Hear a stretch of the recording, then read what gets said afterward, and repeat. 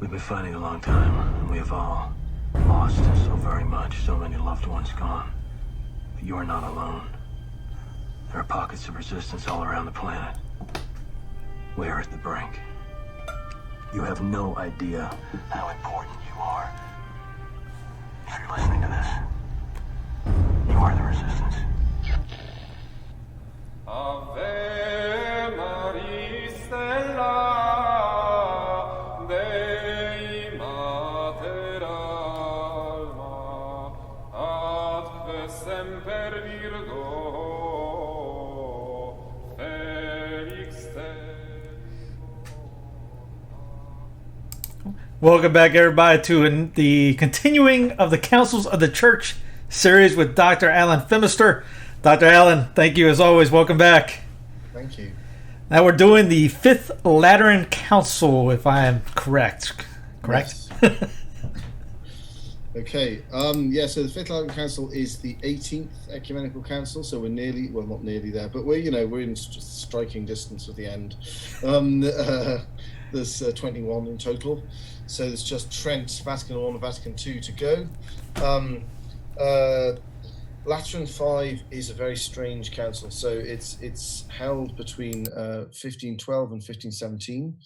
7 months after it ended, Luther issued his 95 Theses and kicked off the Reformation. So it's kind of weird because it's just sort of, it's just there on the edge of the precipice. And the weird thing about it is how sort of humdrum it is in a way. I mean, it's just sort of like, okay, we're having a council, define a couple of things, do a few disciplinary stuff. Nothing particularly interesting to see here, folks. Move along, boom. So that's the odd thing about it. You'd think that on the eve of this cataclysm, they'd be like, "Oh no, how do we reform the church? Everything's terrible." But no, apparently not. We're having s'mores in the back.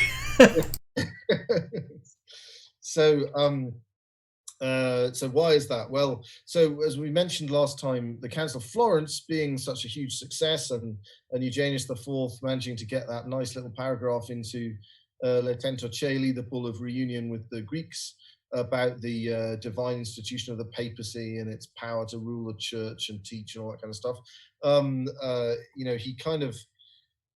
He kind of defeated conciliarism by doing that, and he, now when I say defeated conciliarism, it was still there. All this kind of toxic stuff was kind of still floating around the kind of system in Christendom, but it had lost its teeth. The papacy had kind of got its act back together, got itself back on its feet, had a nice ecumenical council with a lovely declaration of papal authority under its belt, and so to some extent, a large extent, they could afford to ignore conciliarism. Now, the problem with that is that conciliarism was, a problematic, false theological position, but it was partly, in large part, an expression of frustration at the chaos and corruption and self-serving behavior of the Roman Curia. So it may have caused all sorts of problems of its own, but it to some extent helped to keep the cardinals and the popes honest.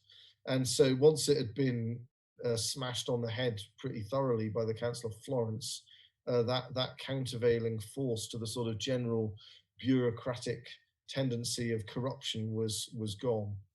And then the other thing, of course, the Council of Florence was very much geared up towards ending the Great Schism, to be followed by a great crusade that would rescue the Byzantines from the Turks, and then everything would live happily ever after and all that kind of stuff.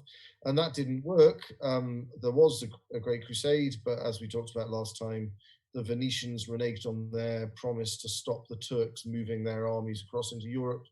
And so when the crusade arrived in the bottom of the Balkans, it found there were far too many Turks on the other side. And then there was a desperate battle of Varna, which could have just about been won if a few things had gone differently, but they didn't. And the King of Poland and Hungary and the papal legate were both killed. And the crusade faltered and failed, and Constantinople was captured by the Turks. And so that kind of the fall of Constantinople cut off a sort of great psychological link between the ancient world and the what was becoming the modern world. So that there had been, the historian Macaulay famously points out that there were basically three institutions that managed to stretch all the way through the Middle Ages from the ancient world: the papacy, the Republic of Venice, and the Byzantine Empire.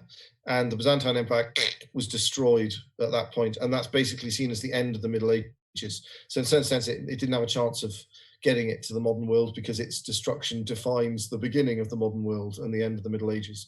And the Republic of Venice carried on until the French Revolution, when it was destroyed by the French revolutionaries, because it wasn't the kind of republic they wanted. So that was the end of that.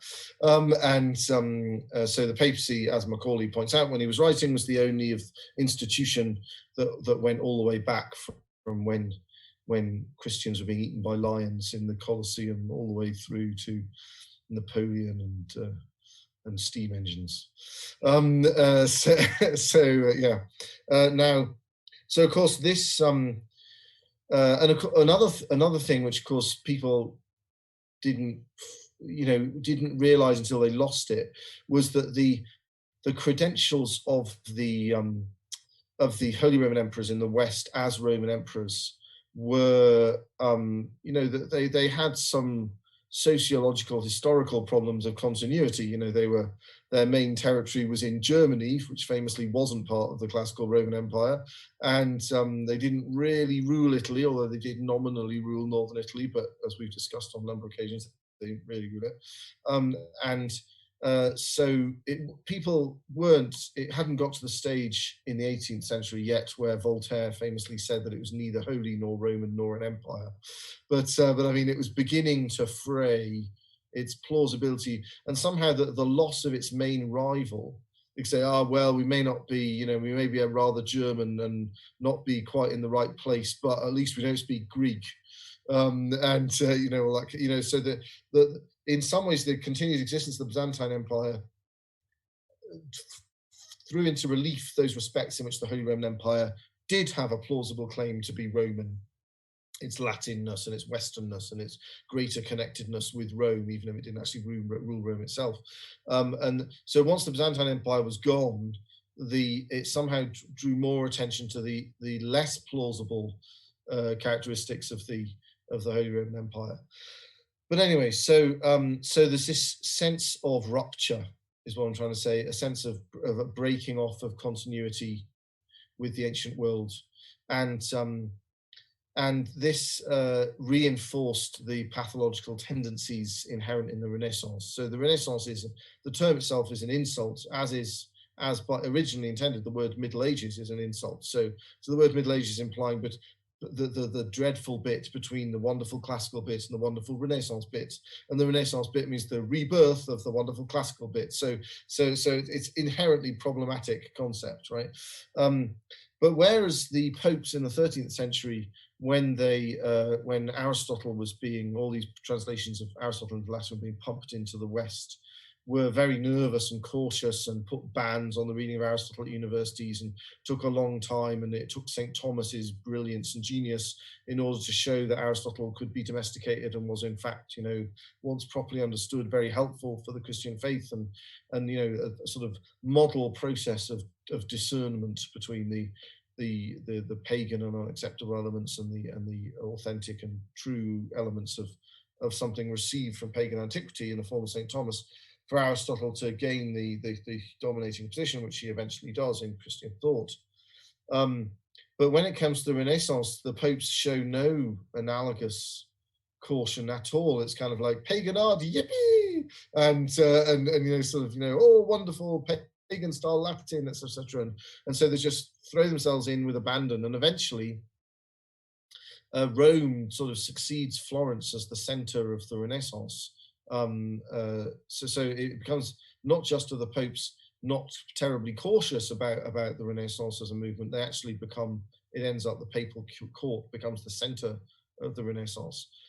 And now Pope Pius II who was Pope from 1458 to 1464, who's a very amusing fellow. He wrote this wonderful autobiography. I'm trying to remember what the name. Is it?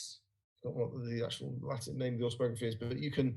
I think it's Harvard University Press publish it in Latin and English in 2 volumes. So, and then there's a sort of airport novel, abridged version of the same translation called Diaries of a Renaissance Pope or Memoirs of a Renaissance Pope or something. But it's well worth getting hold of it. It's really very funny book. But it's actually by Pius II himself, Aeneas Sylvius Piccolomini, and he describes his career, and he's like all tied up with the Council of Basel, and involved in the schism, and then he kind of repents and becomes a good boy and goes back to serving the papacy, and eventually becomes Pope, and he loves his hometown, and he sees everything through, and there's a hilarious story of his he goes on a mission to Scotland, a diplomatic mission to Scotland, and he gets shipwrecked and he injures his feet, and I mean, it's particularly hilarious from my point of view because he, after having a difficult time in Scotland, he decides he doesn't want to get back on a ship because that was too traumatic. But the English are opposed to whatever the secret purpose of his mission was. The English are opposed to it, so it's dangerous for him to go to England. That's why he went by ship. So he decides it was too dangerous to go by ship again. So he decides to sneak back through England incognito. So he has to go through the incredibly dangerous border territory between England and Scotland, and he nearly gets killed in a series of raids. And various girls from my county in England try and seduce him during this raid. It's very funny, and he apparently, anyway, according to his memoirs, he refuses their advances, and he doesn't get killed in the raid, and he feels that this was God's reward for his virtue in refusing the advances of these females from my part of England. And then he reaches Newcastle, which is my hometown, and goes on about how absolutely wonderful it is compared to Scotland. So when I read that, I was in Aberdeen doing my PhD. I was like, and I was quoting it to everybody that I could.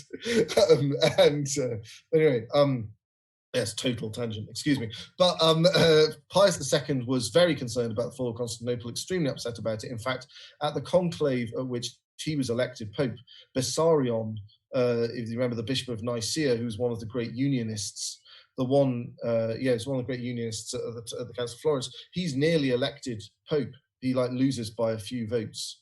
And Pius II explains this in his memoirs. He talks about how Bessarion's really close, and then at the last minute, people start saying, why should we elect a Greek? The Latin's not good enough, and he's got a beard as well, and so in the end, he doesn't win papacy, but he got very close, and it's very interesting to think what might happen in history if Bessarion had ended up as the Pope. But there we are.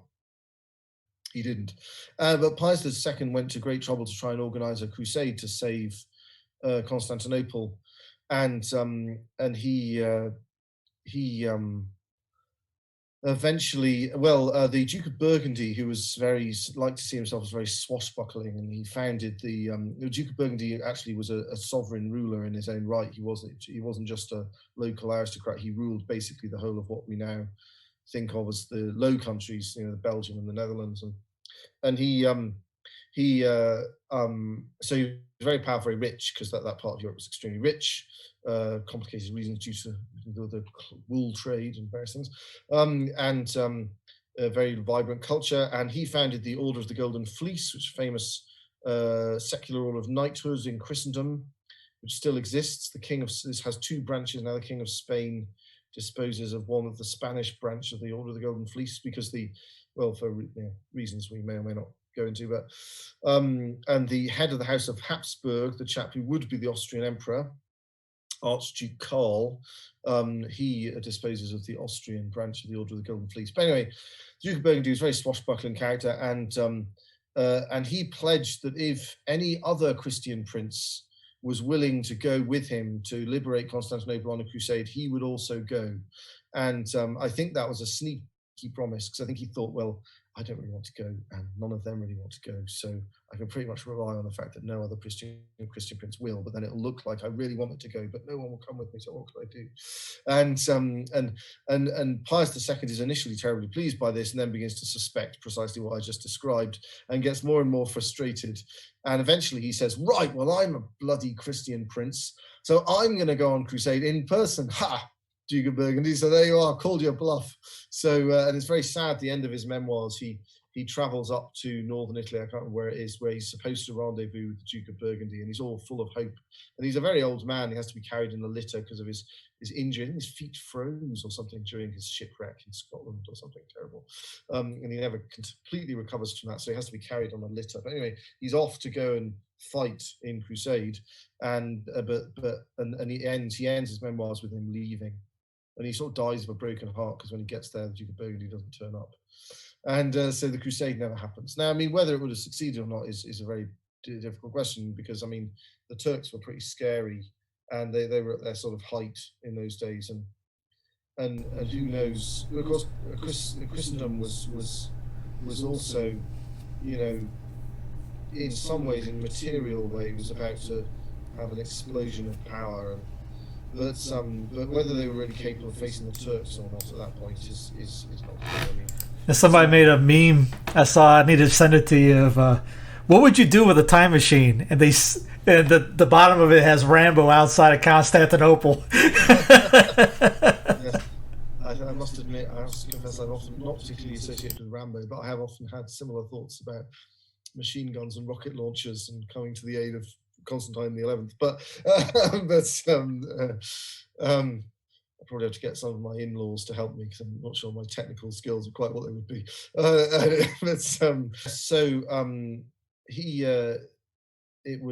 So this is kind of it's a very sad moment. He dies shortly afterwards.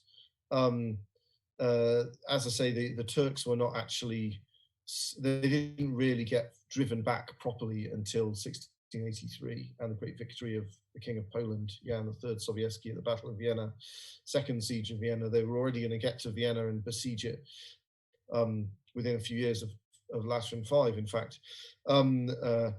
So that then kind of the sort of that failure in a way ushers in a period of appalling decline. The papacy declines morally to a point that it hadn't reached since the 10th century, when you had all those teenage popes committing adultery and murdering each other and all that kind of stuff.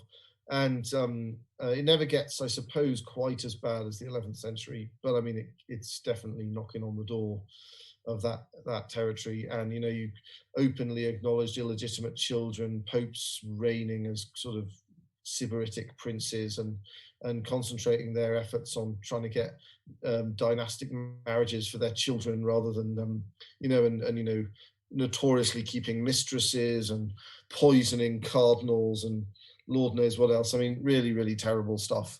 And the worst example is Pope Alexander VI, who was already a cardinal in the reign of Pius II, and Pius II has some sarcastic comments about him in his memoirs.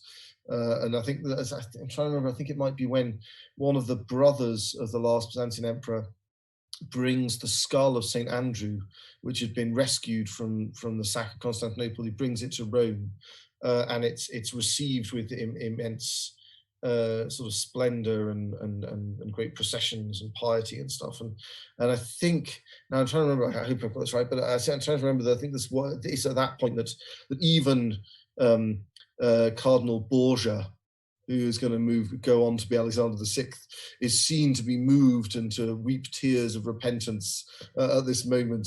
Pius II's like, sort of notes down that he saw this, and it's like, kind of, not sure that's going to last, but it's nice to see. So it was well known at the time. We had the skull of St. Andrew until the 20th century, when it was given to the schismatic Patriarch of Constantinople in an ecumenical gesture, which I always think is unbelievably insulting to the Byzantine Catholics, really. But anyway, there we are. Who am I to judge? So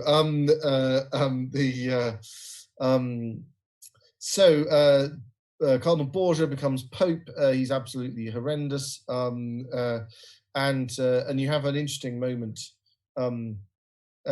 well, a very important moment in the last decade of the 15th century, when this amazing Dominican preacher, Girolamo Savonarola, he has all these visions, and he's quite an amazing figure. It's hard to tell.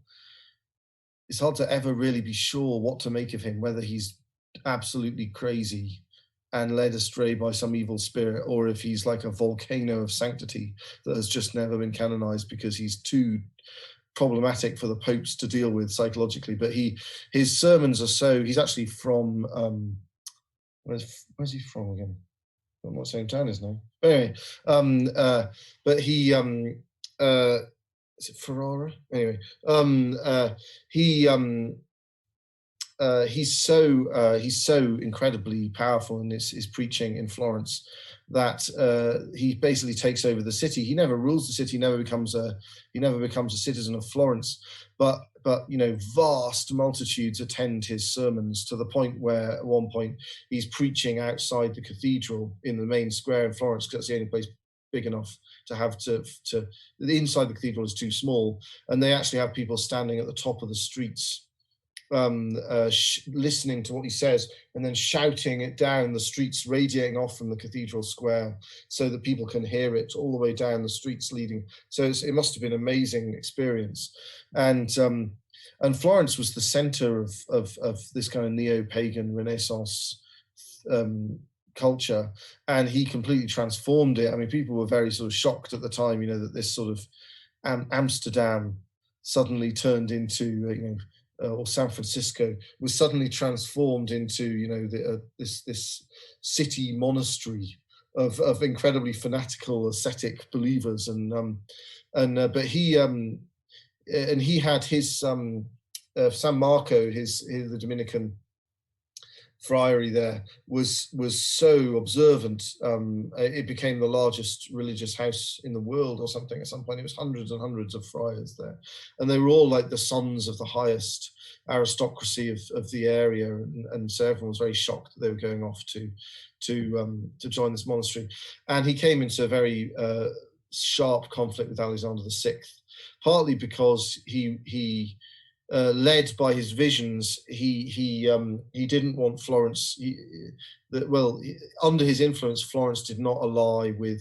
They kicked out the Medici family, who basically had been reigning in Florence in a sort of Vladimir Putin kind of way, where there was technical democratic institutions of the Florentine Republic, but really it was just all the Medici family ran everything, and they were kicked out under Savonarola's influence, and then this amazing sort of godly Republic of Florence came into existence, and it wasn't allied with the Pope's political plans for Italy, and he got more and more annoyed, and eventually he excommunicated Savonarola, and Savonarola didn't recognize it because he said, you're utterly corrupt, doing this for obviously false reasons. And I don't understand the technicalities of when an unjust excommunication is or isn't valid, and whether or not, however bad a man Alexander VI was, he should have obeyed him or not. There's actually a treatise in the library of the seminary where I work, about a big, thick treatise written by a Dominican, trying to explain why he wasn't really legally excommunicated, but of course the Dominicans are a little bit biased. But eventually, for complicated reasons, quite dramatic reasons, but not sufficiently germane to Lateran Bible to go into, he was defeated, captured, and burnt horribly tortured until he said that his revelations were false, which he withdrew after they stopped torturing him. But and he wrote this famous meditation called In Felix Ego, all about his sorrow and misery about having lied to end the torture. And then he was burnt at the stake in the middle of the town square in Florence, the famous painting of it. So it's often historians, this isn't generally appreciated, but it's often observed by historians that really there was a Catholic people think there's the Reformation and there's the Counter-Reformation, and the Catholic Reformation is a term for another term for the Counter-Reformation. But that's not really true. There was the Catholic Reformation, and then there was the Protestant Reformation, and then there was the Counter-Reformation. because in fact Savonarola is very much the beginning of the great movement to try and end the horrible neo-pagan corruption in the church. But because it was snuffed out and crushed, it ended up taking disordered heretical forms. So you imagine it, in a way, it's sort of what would have happened if Innocent III had Francis of Assisi arrested and burnt at the stake instead of granting him approval for his rule. He was a bad guy, Alexander VI, and it sort of reached a pitch of scandal. And I apologise to Alexander VI because he founded Aberdeen University, so I should hold him in great pious veneration. And there is actually a stained glass window of him, incredibly, in Aberdeen University. It's him handing the charter of the university to the King of Scotland.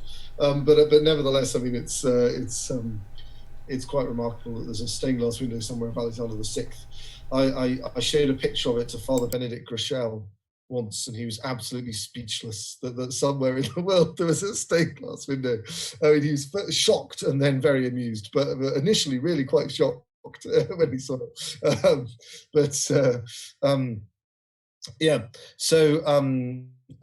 He died. There are amusing accounts of how he died that may be apocryphal, about him trying to poison a cardinal and accidentally drinking the wrong glass of wine, and that's how he died. But I don't know. I'm not sure how apocryphal that is. Inconceivable.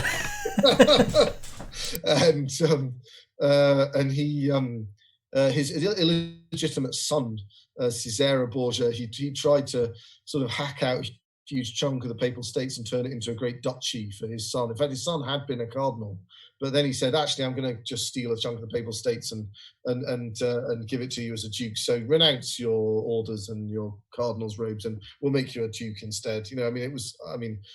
This is, bad, scandalous. So there's a very brief reign of another pope who dies shortly afterwards. And then Pope Julius II becomes pope. Now, who reigns from 1503 to 1513. Now, as you may have picked up, a lot of what these popes in this period are really interested in is Italian power politics, and they're not, that into the religious stuff. And of course, they appreciate that's part of their job, and that's where their position comes from. But they're very preoccupied with having a glorious Renaissance court and getting what they want to happen in Italy. And Julius II. We mentioned ages back that lots of the popes in the 11th century and the early 12th century are the second because they wanted to show their zeal for reform by naming themselves after early saintly popes from the early church. Well, this is not the case with Julius II. Saint Julius I was a great guy and a great opponent of Arianism. And according to the legend, he's the one that Athanasius wrote the Athanasian Creed for, to show the soundness of his belief. But Julius II named himself Julius after Julius Caesar, not after Julius I. And he was in fact Machiavelli, who was around at the time. He was a politician and a diplomat for the Republic of Florence. Machiavelli presents Julius II as like his idea of a prince. So you're like, great, what a wonderful compliment. The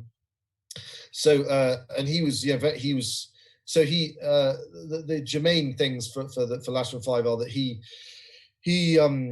at the beginning of his pontificate, large chunks of the Papal States had been stolen by Venice, and Julius II was determined to get them back. And he organizes a league of European powers irritated with the power of the Republic of Venice, and he gets them all together to kick the Venetians out of various parts of Italy, including large chunks of the Papal States, which Julius II gets back for himself. And he drives the Borgia family out of the Papal States, takes back that duchy of Cesare Borgia that had been created for him by his dad, and he loathed Alexander VI, and he centralizes the Papal States. He's the one who founds the Swiss Guards, and and he's the famous patron of Michelangelo.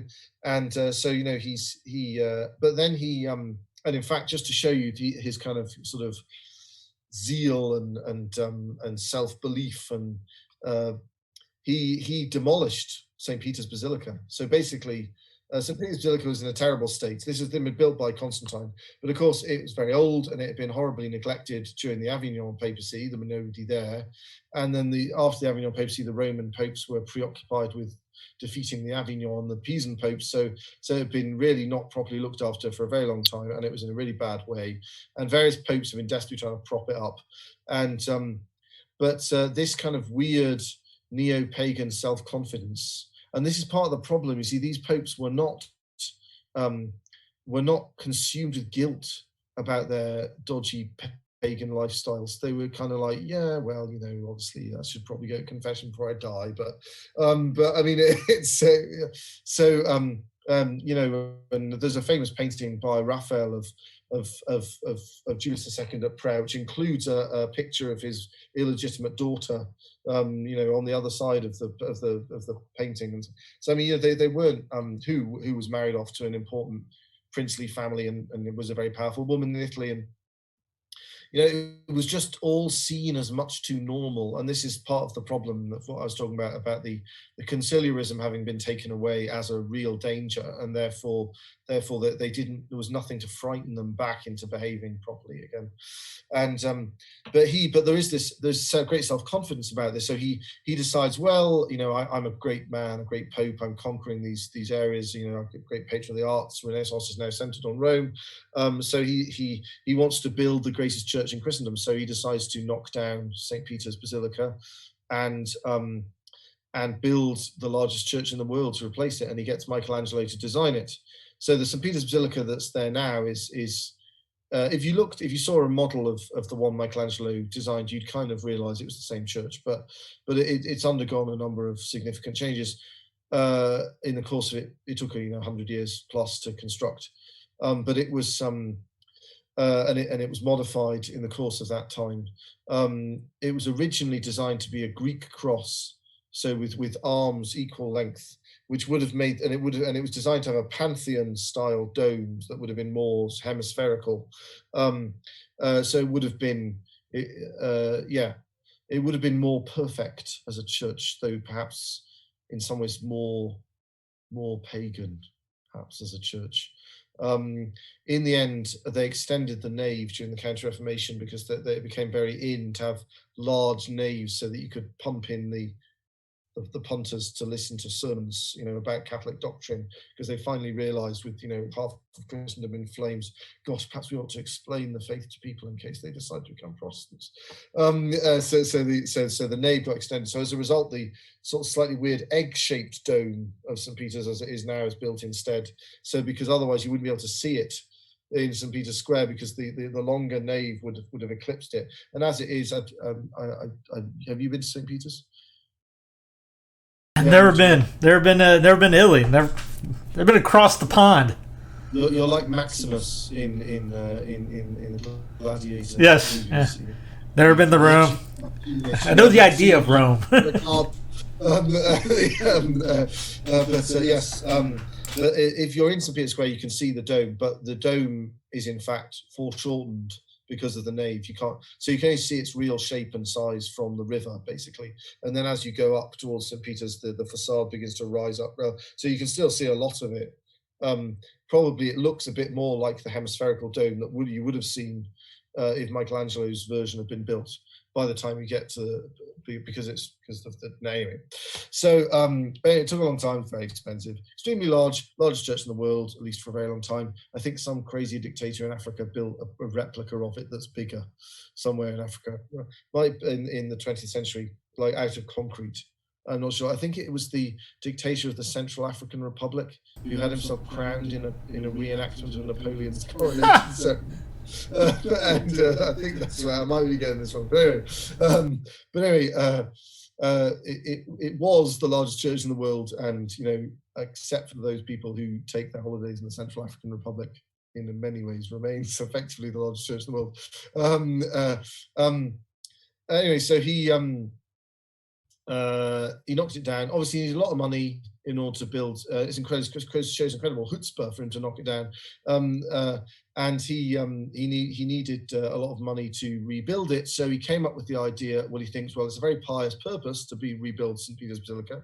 Therefore, it's the sort of act donating large sums of money to the rebuilding of St. Peter's for which one might receive an indulgence. So he comes up with this idea of issuing indulgences in exchange for monetary donations for the rebuilding of St. Peter's. This was a bad idea, and very bad things are going to come of this, but that's for next time, folks. But anyway, now after organizing this alliance to get the Venetians out of Italy, Julius II decides to switch sides.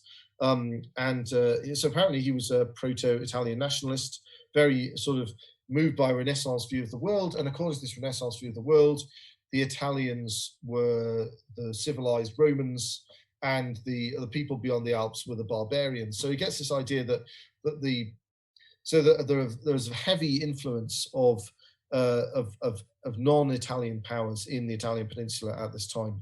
The French have been fighting for a very long time to try and get control of northern Italy at this point, and a lot of that was bound up with Savonarola's falling out with Alexander VI, because Savonarola sided with the French in the hope that they would frighten the Roman Curia into reforming itself. The emperors, who by now the imperial title is now back in the Habsburg family, has been since just before the fall of Constantinople, and the emperor-elect, the king of the Romans, or the king of Germany, is Maximilian, the Emperor Maximilian at this point, and they have the traditional desire of the emperors to come down to, well, the traditional right to rule Italy the emperors nominally have, and B, their desire to fight their way down to Rome and get crowned emperor. So they always have an interest in interfering in Italian affairs. Interfering, if you think in nationalist terms, I suppose.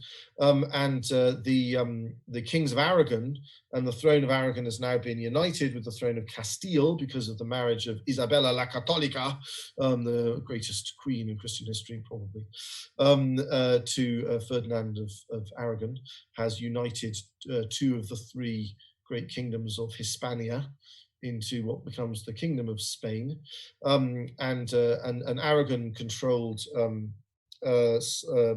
basically pretty much all of southern Italy eventually. And so they're all all three of those powers are very interested in control over Italy. And whereas Julius II is like, no, I'm going to dominate Italy. It's a bit like, Boniface VIII, we talked about, he was saying, I am the emperor, I am Caesar. So he's kind of like, he calls on the Italians to drive the barbarians out of Italy. And by that, he doesn't like the Spanish, especially because the Borgias were Spanish and he hates them. But he particularly sees the French and the Germans as barbarians, so he's keen to push them out. The Habsburgs are never that militarily powerful, at least up until the successor of Maximilian, Charles V.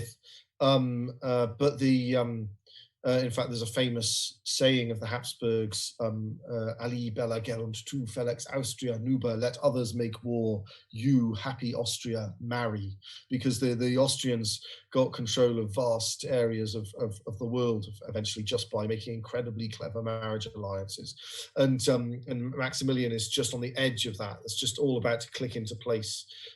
He marries the he marries the heiress to the Duchy of Burgundy, and his son marries the heiress to the Kingdom of Spain. So they end up controlling the Netherlands, Belgium, nominal suzerainty over Germany, control over Austria and the surrounding lands, and then Spain, and then all of Spain's colonies, which obviously include vast chunks of the New World. But that's not quite all clicked into place at this point. Maximilian is moving the last few pieces on the marital chessboard, but he hasn't quite got there. Anyway, so Julius II, so the main opponent at this point, because Maximilian and the Habsburgs haven't quite got to this position, the main opponent to papal domination of Italy and the expulsion of the barbarians from Italy is the French. And so they're the ones who are most annoyed at the volte-face of Julius II. So once he's got what he wants out of the Venetians in alliance with the of Transalpine powers. He then switches sides and tries to get all the Italian powers together to ally against external influence in the Italian peninsula. And the King of France, Louis XII, is very, very annoyed about this. So now, which brings us back to conciliarism. So although conciliarism is kind of a wounded beast staggering to its death over the course of the second half of the 15th century and the beginning of the 16th century, it's still, got enough life in it to do some nasty harm, so sort of a final kind of rip out your guts before it dies sort of thing. So the popes are not unconcerned about conciliarism. They sufficiently think they've got it under control to get back to leading their dodgy lifestyles and ignoring their Christian duties, but they're not totally indifferent to it. They're aware that it could still do a lot of harm. And one of the consequences of this is that the various temporal powers keep conciliarism in their back pocket as a kind of means of threatening the Pope. So when they're not getting what they want, they're like, perhaps we should have an ecumenical council, Your Holiness. And the popes are always desperate to avoid this happening. Not long after the original debacle over Basel and everything, the kings of France had introduced this thing called the Pragmatic Sanction of Bourges, which had taken some of the enactments of the Pseudo-Council of Basel and made them into local French ecclesiastical law in a way that was, unorthodox and offensive to the papal prerogatives. And this is a running sore, and Pius II puts a lot of effort in trying to get the French kings to withdraw it. And the French kings kind of promise to withdraw it and kind of semi-withdraw it, but basically they're using it as a tool in order to put pressure on the popes when they need to. But Julius II is not the kind of person who can be pressured by those kind of methods. So Louis XII feels he has to go a bit beyond that. And he knows that he's got Maximilian on his side, because Maximilian's also annoyed about this proto-Italian nationalist maneuver that Julius II is getting up to. So Maximilian and Louis XII conspire together to summon an ecumenical council independent of the Pope.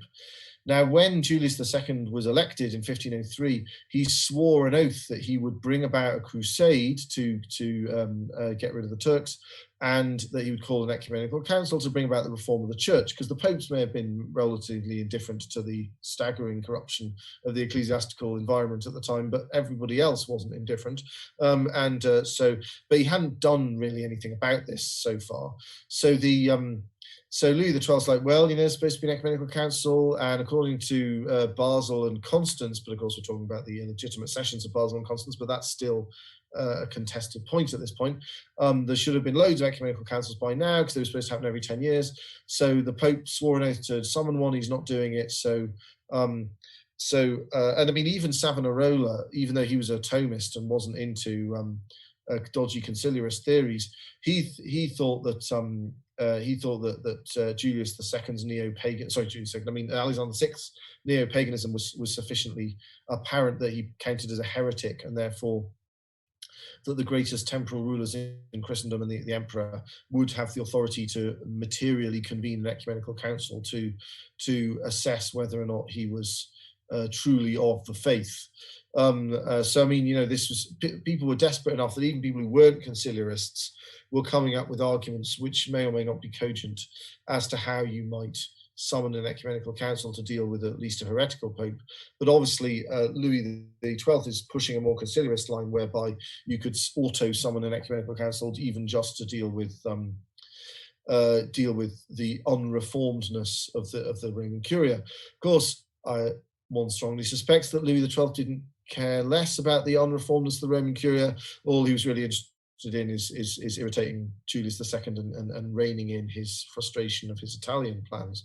But nonetheless, he summons a synod in Orleans in order to he summons it to Orleans, I think, but it meets at Tours in September 1510 in order to summon illegally an ecumenical council to meet at Pisa, and so this pseudo-council meets at Pisa in 1511 with the collaboration of Maximilian. So it's a real threat to the papacy. And there's also factions in the Sacred College of cardinals who are hostile to Julius II, a big personality, and they're willing to collaborate with the King of France and the Emperor to bring about this non-papal council. So it really is a serious threat to Julius II. So he decides that he's going to have to call an ecumenical council in order to call their bluff. So he's basically trying to redo roughly the maneuver that the popes pulled with the Council of Florence, which undercut the Council of Basel. So he's like, worked once, it can work twice. So I mean, of course, in the case of the Council of Basel, there were better reasons. It was to try and achieve reunion with the Greeks as well, and a lot of the bishops from Basel really did move to Ferrara and then Florence. Whereas in this case, Lateran V is summoned just in direct opposition to this pseudo-council at Pisa. So there we are. So it's not summoned for the most edifying of reasons, and it's almost all Italian bishops, but there's about 100 of them. And again, if the Pope says it's an ecumenical council, and if any bishop who turned up would have been let in, then it's an ecumenical council. So it's held in the Lateran Basilica. Obviously, they never have held a council in St. Peter's at this point, but they couldn't anyway now because it's part of rubble. So they hold the council in the Lateran Basilica, and they obviously denounce the Council of Pisa. And eventually it does enough and acts conciliarly enough and is plausible enough that in the end the French king and the emperor give up and decide and abandon their pseudo council, which was Julius II's main objective. And eventually Julius II dies during the council and is succeeded by Leo X, who's a Medici. He's not quite the kind of heroic, sort of terrifying, driven figure that his predecessor was, but he's also not a great reformer to inspire us all. And it's Leo X who concludes the council, and under whose pontificate the Reformation breaks out. So Leo X dies in 1521. And he also concludes a deal with, and by this time Louis XII has died as well, and he's succeeded by Francis I of France, who strikes a deal with Leo X, which is ratified by the Fifth Lateran Council to set aside the pragmatic sanction of Bourges once and for all in exchange for the Concordat of Bologna, which essentially gives the French kings the power to more or less rule over the French church as they like. And there's a lot of this goes on. So by a few decades into the 16th century, the popes have essentially hived off the real power to control the church in Spain and its dominions, and in Portugal and in England. Of course, in England, eventually, there's this schism of Henry VIII occurs. Anyway, so excuse me. Hope you didn't all get COVID.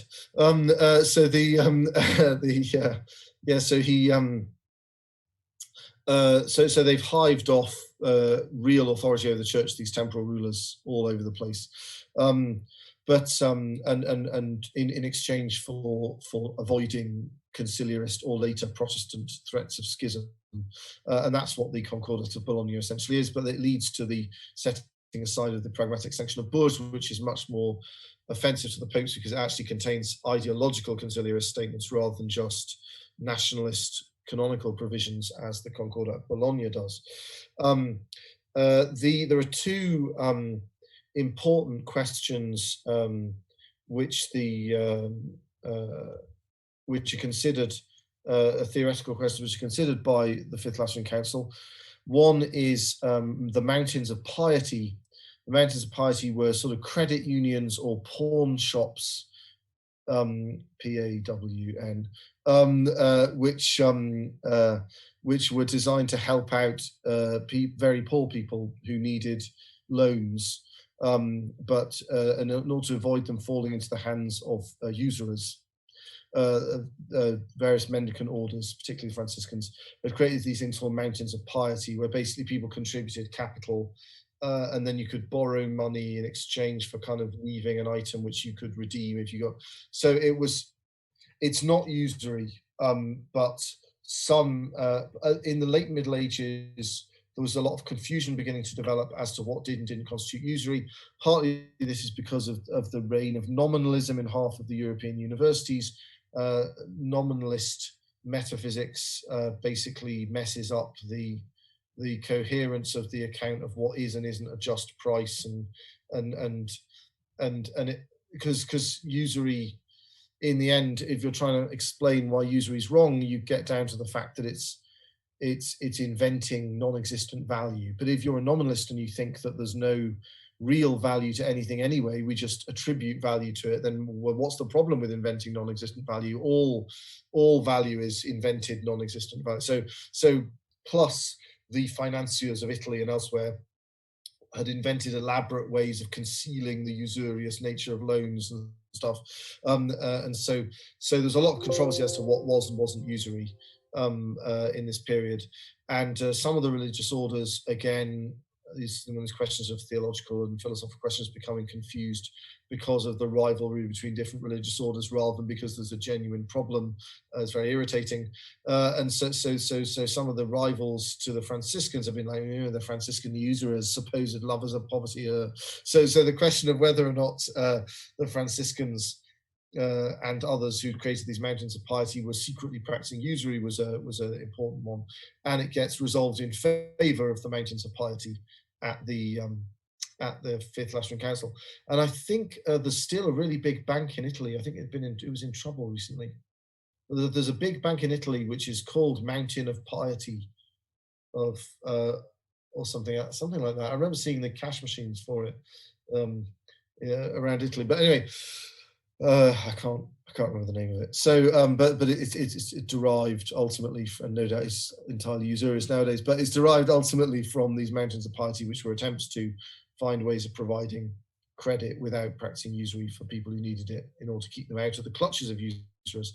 So in the history of the doctrine of usury, that's a very important document, because the earlier conciliar declarations against usury are usually quite perfunctory and often disciplinary with only implicit doctrinal statements. As we mentioned beforehand, the Council of Vienne gives a straight-out doctrinal definition that anyone who says that usury isn't a mortal sin is a heretic, but it doesn't go into detail. So by implication, the stuff about why mountains of piety aren't usurious is significant for understanding the true doctrine of the Church about usury. As it happens, we'll never get to this anywhere else because it's not to do with the council, but there's an encyclical of Pope Benedict XIV in the middle, I think in 1745, called Vix Pervenit, in which he goes into a lot of detail as to what is and isn't usury, and that's really the most important magisterial document. At the time, it was addressed only to Italy and the surrounding islands, but it was later readdressed by decree of the Holy Office in the 19th century to the entire Church. So it has an important character, a high doctrinal theological note. So if you're worried about what is and isn't usury, you can give yourself a headache by reading about the mountains of piety, and then you can try and get rid of the headache by reading Vix Pervenit. There's a problem with the general translations of Vix Pervenit around don't distinguish between there's this word mutuum, which means a certain type of loan. Anyway, it would take too long to explain. Google it. Right. So or read the chapter of me and Father Thomas's book on usury. Not on usury, on economics, but we talk about usury there. So that's the one big doctrinal thing that it deals with. The other one is the soul. So there was this dodgy philosopher in Italy at the time who'd been originally trained as a physician called Pietro Pomponazzi. Just have to check that out. Pietro Pomponazzi, and he had this theory. He was influenced by the Latin avarists, Averroes was a famous Islamic Aristotelian philosopher, and he had had a big influence over Latin intellectual culture in the 13th century, and his followers were big opponents of St. Thomas Aquinas, and they come to various conclusions which are incompatible with Catholic doctrine, and their explanation as to why that was okay was this theory of the double truth, which is fairly or unfairly attributed to Sager of Brabant. And he basically, or is supposed to have held that things could be true in philosophy and false in theology. So it's okay to say that it could be that something could be proven in theology, but not proven in philosophy. So, for example, St. Thomas said that that the eternity of the world could not be disproven by reason alone. So you couldn't prove by reason alone that the world hadn't always existed. He said because God's outside time, he could create a world that had an unending past history. He just hasn't, as it happens, done so. But we know that from divine revelation. So he says you can prove that God is the creator of the world in the sense that the world couldn't exist without a self-existent, infinitely powerful mind having brought it into existence. But that self-existent, infinitely powerful mind could have brought it into existence as with an infinite future and past. He doesn't have to have brought it into existence with a finite beginning. So that kind of just, so some people don't agree with that. Various Franciscan thinkers have claimed to be able to prove that you can prove that there's a finite past history of the world by natural reason, but whatever. Obviously, they must be wrong because St. Thomas disagrees with them, and he's only allowed to be wrong about one thing. But anyway, that's not a problem. That kind of distinction isn't a problem. The problem with the Avarists, the double truthers, and apparently with this Pietro Pomponazzi guy, is that he held that you could prove that the soul was mortal by natural reason. It's just that it isn't, and we know that by revelation, right? So personally opposed to the mortality of the soul, but as a philosopher, he backs the mortality of the soul. It's the kind of Nancy Pelosi. Is she personally opposed to abortion, or she's just keen on abortion all around? I don't know.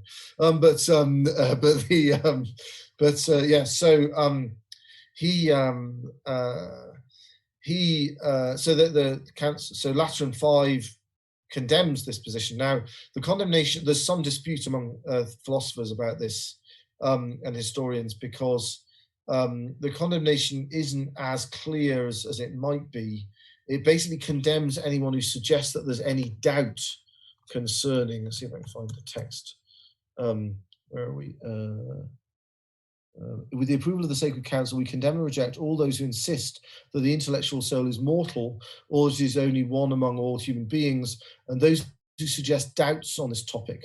For the soul not only truly exists of itself and essentially as the form of the human body, as is said in the canon of our predecessor of happy memory, apparently Pope Clement V, promulgated in the General Council of Vienne, but is also mortal, and further for the enormous number of bodies into which it is infused individually, it ought to be and is multiplied. So the question is, and then it gives some quotes from the Gospel where he says, like, they cannot kill the soul, and whoever hates the life in this world will keep it for eternal life. So it's the suggests doubts on this topic is the bit which is by many authors taken to mean doubts in natural reason. You see what I mean? So some people interpret, and this is definitely taught authentically. So for example, in the encyclical Humanum Genus against Freemasonry of Leo XIII, he teaches that you can know by natural reason the immortality of the soul. But the question of whether or not that was what Lateran 5 meant, where in this condemnation, to say that to suggest doubts is to say that it could be not certain by natural reason. If you interpret it that way, then it's a solemn definition that the soul can be known by natural reason to be immortal. But if it's just a definition, but I mean, the counter argument is that that's not very clear. You would have thought they might have been a bit clearer than that, if that's what they were trying to say, which is a good point. But on the other hand, what on earth are they bothering defining it for then otherwise, because nobody was actually claiming theologically that the soul was mortal. Even this guy was not saying that the soul is actually mortal. He just had a dodgy theory of the double truth. So I don't know. It seems to me that it's more likely that it is saying that it's certain by natural reason, and it certainly is certain by natural reason. But there we are. So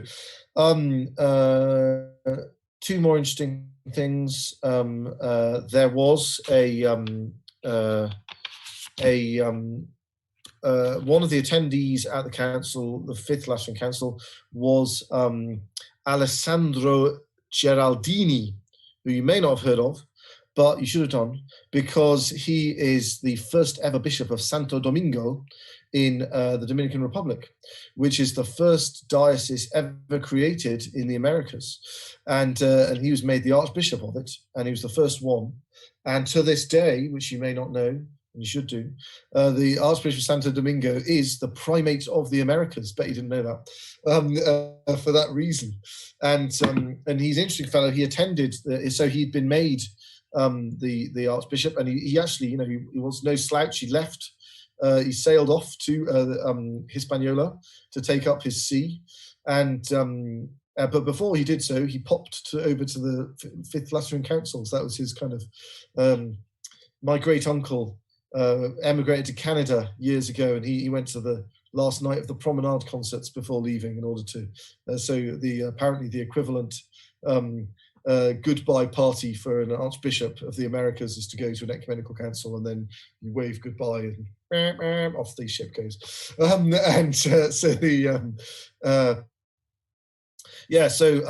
he's quite an important fellow, and it's quite amusing that he was the first American bishop to be present at an ecumenical council, and he was also he was actually Italian. And he moved early in life to Spain, where he pursued his clerical career and ended up as the tutor of these daughters of the King and Queen of Spain, Ferdinand and Isabella. And he then went with their second oldest daughter, Catherine of Aragon, to England as her chaplain when she became Queen of England, which, as we all know, ended very tragically. But we'll get to that some other time. But he didn't stay there that long, and he went off again, and eventually, as I say, became the first bishop of the Americas. There was there had already been a bishop who had exercised jurisdiction over the Americas, because when the Icelandic Vikings discovered Newfoundland and possibly Maine even. I mean, there's disputes as to how far south they got. But there was some sort of desultory attempt to send at least one priest there. I don't think it worked out very well. And I think he was subject to the Archbishop of Trondheim. I apologise if it was another Norwegian bishop, and I've defrauded him of his prerogative. But if I remember correctly, the Archbishop of Trondheim is the first bishop to actually exercise jurisdiction over the Americas. But the first bishop to actually be in the Americas was and to have his seat in the New World was the first bishop of Santo Domingo. So they are. And one other interesting factor, which is only indirectly related to Lateran V, but in order to keep, probably, I think that's probably his motivation, in order to dissuade future emperors from interference in Italy, Julius II, in what I think was a very short-sighted move, but there we are, granted the Maximilian the right to call himself, just in virtue of his election in Germany, Imperator Romanorum Electus, right? So it's not quite Emperor of the Romans, but I mean, they didn't, from that point onwards, they became much less bothered about getting crowned by the Pope. And in fact, only his grandson ever again gets crowned by the Pope. So in fact, only one more, after that silly concession was made by Julius II, only one more emperor-elect ever gets crowned by the Pope. Because from that point onwards, they can put on their coins, Imperator Romanorum Electus et Semper Augustus, and then that's fine by them. So whereas previously it had to be Rex Romanorum or Rex Germanorum or whatever it is, and that just doesn't sound as good. Huh. So yeah, he's sold he sold a big concession to Maximilian. But I think that's basically because he was an Italian nationalist and he wanted to keep these horrible Germans out of Germany, out of Italy, and help the popes to dominate the peninsula.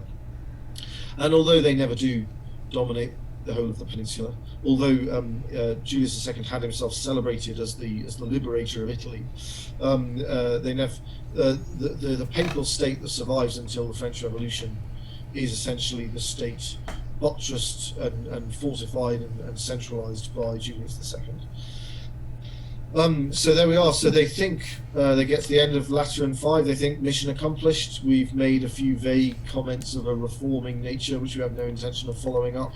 We've done a couple of interesting doctrinal things. We've deflated the Pseudo-Council of Pisa, staved off another dangerous conciliarist outburst. We can sit back, relax, drink a nice glass of Chianti, and ring up a few mistresses. But in fact, 7 months later, for thanks to one slightly bonkers German academic friar, it's all going to go horribly, horribly wrong. Danger, Will Armisen. Yes. There we are, Lateran 5. Doctor, appreciate it as always, and yeah, we look forward to Trent. Thank you.